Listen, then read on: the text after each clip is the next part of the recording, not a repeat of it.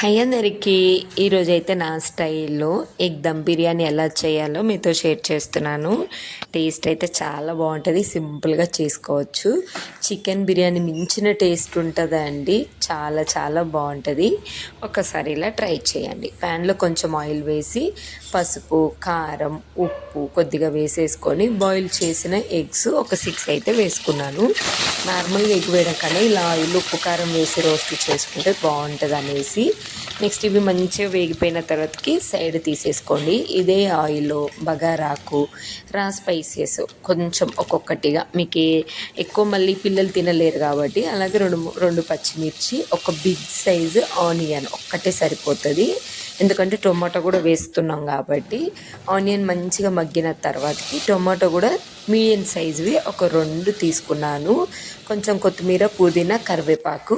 మనకి onion, tomato ఇలా మంచిగా ఆయిల్లో ఉడికిపోయి అంటే ఒక గుజ్జులాగా రావాలి. తర్వాతకి ఇంట్లోనే చేసుకున్న ఫ్రెష్ అల్లం అండి, ఒక 2 స్పూన్లు చిన్నవి.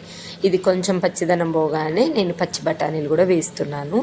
చాలా బాగుంటుంది. మీరు ఈ పచ్చి బఠానీలు వేయకుండా కూడా చేసుకోవచ్చు, బట్ ఉన్నాయి అనేసి నేను వేసుకున్నాను. కొంచెం సాల్ట్ వేసి త్వరగా మగ్గిపోతుంది. ఆయిల్ బయటికి రాగానే పసుపు, కాశ్మీర్ చిల్లీ పౌడర్, ధనియా పౌడర్, నార్మల్గా మనం ఇంట్లో వేసుకునే కారం, మసాలా అది మసాలా వేసుకున్నాం కాబట్టి కొంచెం మసాలా పౌడర్ వేసుకున్నాను.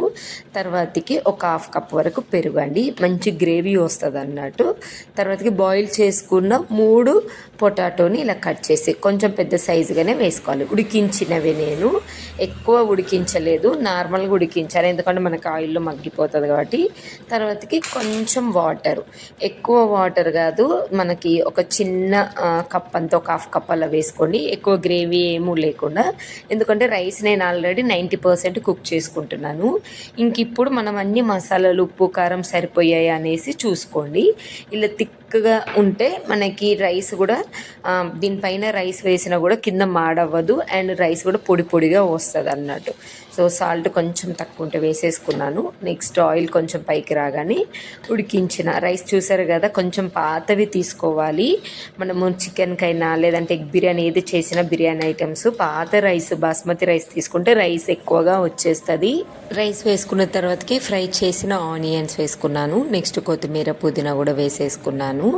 కొంచెం మనం ఆల్రెడీ ఫ్రై చేసుకున్న ఎగ్స్ కూడా వేసుకొని కొంచెం మసాలా వేసుకున్నాను పైనుంచి. బాగుంటుంది టేస్ట్, ఆరోమా బాగుంటుంది. అలాగే కొద్దిగా ధనియా పౌడర్ అలా వేసి, బిర్యానీ అంటేనే కలర్ఫుల్ కాబట్టి కొంచెం ఫుడ్ కలర్ యాడ్ చేశాను. సో ఇంట్లో బిర్యానీ ఎప్పుడు చేసినా కూడా కొద్దిగా ఫుడ్ కలర్ యాడ్ చేస్తాను. అలాగే కొన్ని జీడిపప్పులు పెట్టేసి లిడ్ పెట్టేసి బయటికి గాలి రాకుండా అంటే మనకి ఆ వేపర్ అంతా పోకుండా ఒక చిన్న క్యాప్తో కవర్ చేస్తాను. చూసారు కదా రైస్ మెత్తగా కాకుండా పొడి పొడిగా ఎలా ఉడికిందో. అంటే మనం లిడ్ పెట్టి కవర్ చేసిన తర్వాతకి నేను ఆల్రెడీ రైస్ 90% కుక్ చేసుకుంటా కాబట్టి లిడ్ పెట్టగానే ఒక 10 to 12 minutes ఉంచుతాను సిమ్లో పెట్టి, అంతే. వెంటనే ఇంకా 12 minutes తర్వాతకి నేను స్టవ్ ఆఫ్ చేస్తాను. రైస్ అయితే పొడి పొడిగా ఇంకెలాంటి గ్రేవీ అవసరం లేకుండా ఈ మనం బిర్యానీ రైస్ తోటి కంప్లీట్గా తినేలాగా ఉంది. ఈ ఆలు వేయడం వల్ల నిజంగా ఇవి కూడా ఎగ్ టేస్ట్ అనే కొట్టిందండి. ఎగ్ ఏదో ఆనియన్ ఏదో తెలియకుండా చాలా బాగుంది. ట్రై చేయండి.